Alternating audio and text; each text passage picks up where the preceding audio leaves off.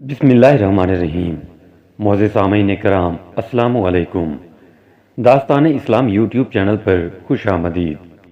اللہ پاک سے دعا ہے کہ آپ سب کو اپنی حفظ و امان میں رکھے اور درازی عمر بالخیر عطا فرمائے، آمین۔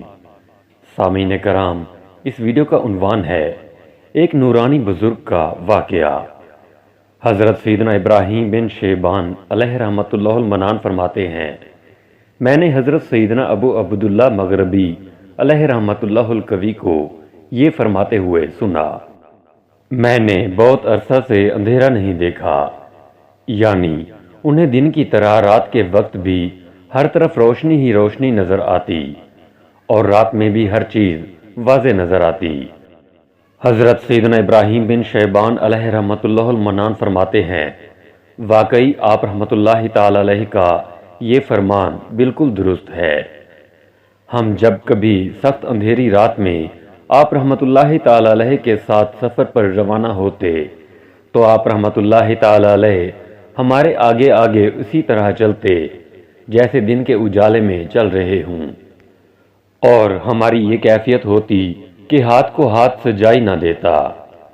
جب ہم میں سے کوئی پھسلنے لگتا یا راستے سے ایک طرف ہونے لگتا تو آپ رحمۃ اللہ تعالی علیہ فرماتے، سیدھی طرف ہو جاؤ، اس طرف چلو۔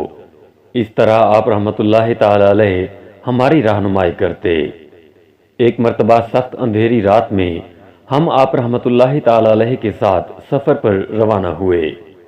آپ رحمۃ اللہ تعالی علیہ ننگے پاؤں اور ننگے سر تھے۔ ہم آپ رحمۃ اللہ تعالی علیہ کے پیچھے پیچھے چلنے لگے۔ آپ رحمۃ اللہ تعالی علیہ ہماری رہنمائی فرماتے رہے۔ ساری رات سفر جاری رہا۔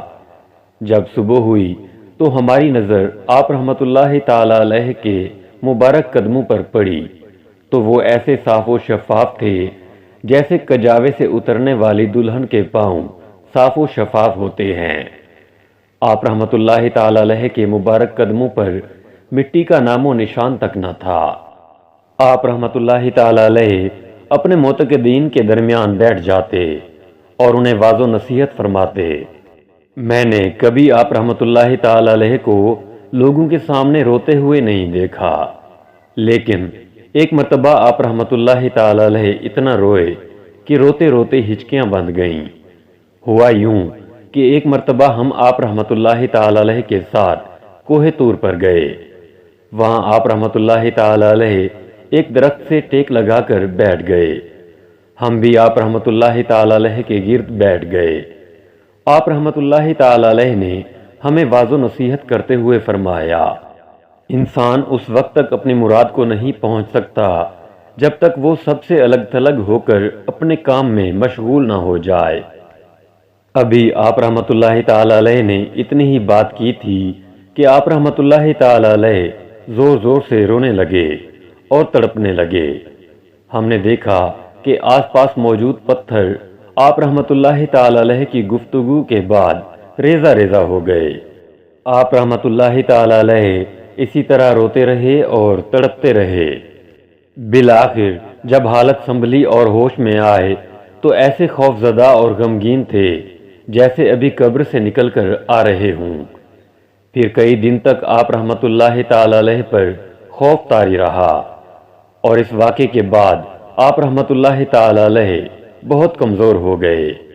اللہ عز و جل کی ان پر رحمت ہو اور ان کے صدقے ہماری مغفرت ہو، آمین، بجاہ نبی الامین صلی اللہ تعالی علیہ وآلہ وسلم۔